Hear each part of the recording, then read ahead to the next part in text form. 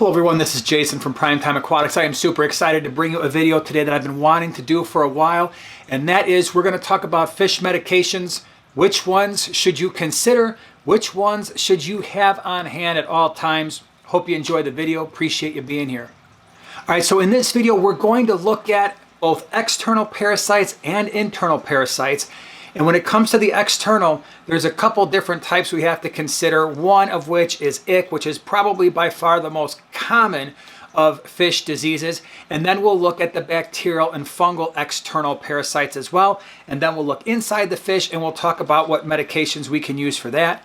Let's go ahead and get started.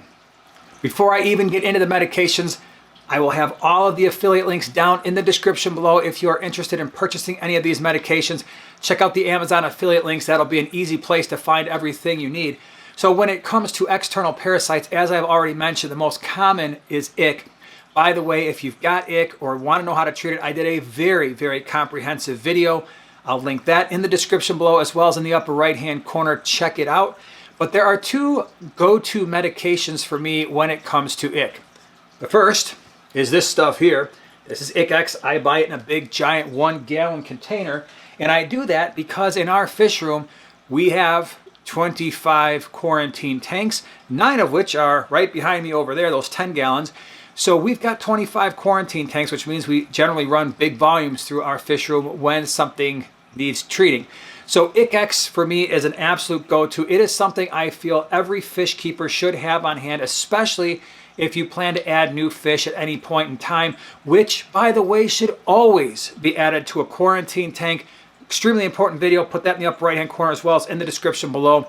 You should definitely know how to quarantine fish, but IckX is a great med, and I like it because, one, it is invertebrate safe, it's plant safe, and we've gotten really good results with it. The other one that I like quite a bit, especially for those ick cases that are a little bit harder to treat, is this here. This is copper safe.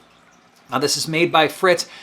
Fritz is a channel sponsor. They make a lot of really great meds. Again, I'll put their products in the Amazon affiliate links below. But Copper Safe is great. We've been using this for decades, and the reason why I like it is it's a pretty hardcore med. So you do have to be careful here. It is not invertebrate safe. It is not plant safe.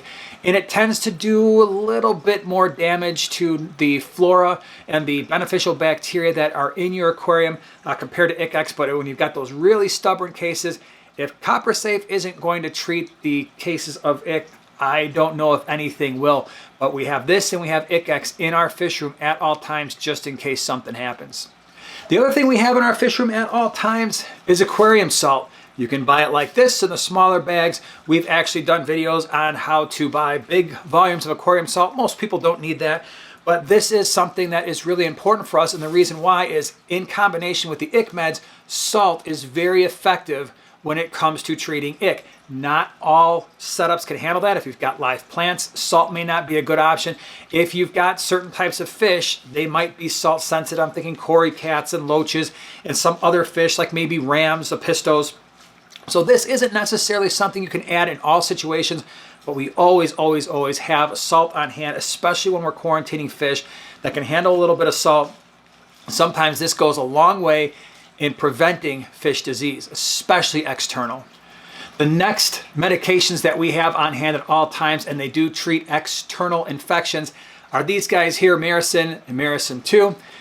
The Maracyn has erythromycin, which is an antibiotic. It also has antifungal properties, and so when you see those white patches or fin rot, something like that, the Maracyn is very good. Maricin 2 with the aminosilene, this is a very good medication as well, and in fact, this has saved us. Some of you might have watched that video we did where we brought in 2,400 fish from overseas.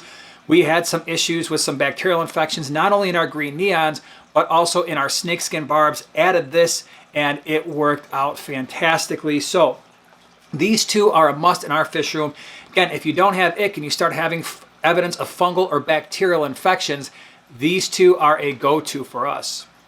Now, as we turn our attention to the inside of the fish for internal parasites, often you will see that as white stringy feces. The fish might be getting skinny, they might stop eating. By the way, if they are eating, one of the go-to medications that you should consider is medicated food. These medications, when it comes to internal parasites, are always going to be more effective when the fish can consume them and the meds are getting directly into their digestive system. If they're not eating or you don't have access to medicated foods, these two are fantastic. We've got the Paracleanse and the Expel P. The Paracleanse is great because it actually combines two medications. That's metronidazole and the praziquantel. This is really good, as the name implies, for velvet, fish lice, hole in the head, but also a lot of your internal parasites. Levamisole for us has saved us in a couple of cases where we had some very serious internal parasites that the metronidazole was not clearing, and the levamisole did a great job, and that's your Expel P. I often have both of these, or almost all the time have both of these on hand, just in case we start seeing fish exhibit some of those telltale signs of internal parasites. The bottom line is this: there are certain medications we must have in our fish room all the time. For ick, it's ICX and Copper Safe. If we've got other types of external parasites, whether that's bacterial or fungal, we definitely have to have the Maricin, Maricin 2. That combination, when we're looking internal, I've got to have the Expel P and the Paracleanse, because that gives us a combination of the metronidazole, the praziquantel, and then also the levamisole. And I think if you've got those as a core and the Aquarium Salt, you're off to a really good start. We'll keep ours in the refrigerator, helps it last a little bit longer.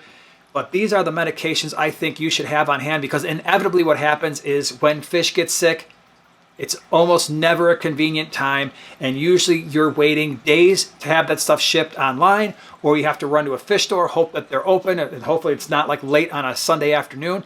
And in some of these cases, hours in a day, it matters, right? We've had ick infestations happen where, wow, I didn't really notice anything was wrong. Within 48 hours, we've lost most of our fish. Again, we've got some really important videos. I will link them here and here, or here and here, upper, lower right-hand corner. And then also in the description below, how to treat ick, definitely how to quarantine your fish. Appreciate you being here, and we'll see you in the next one.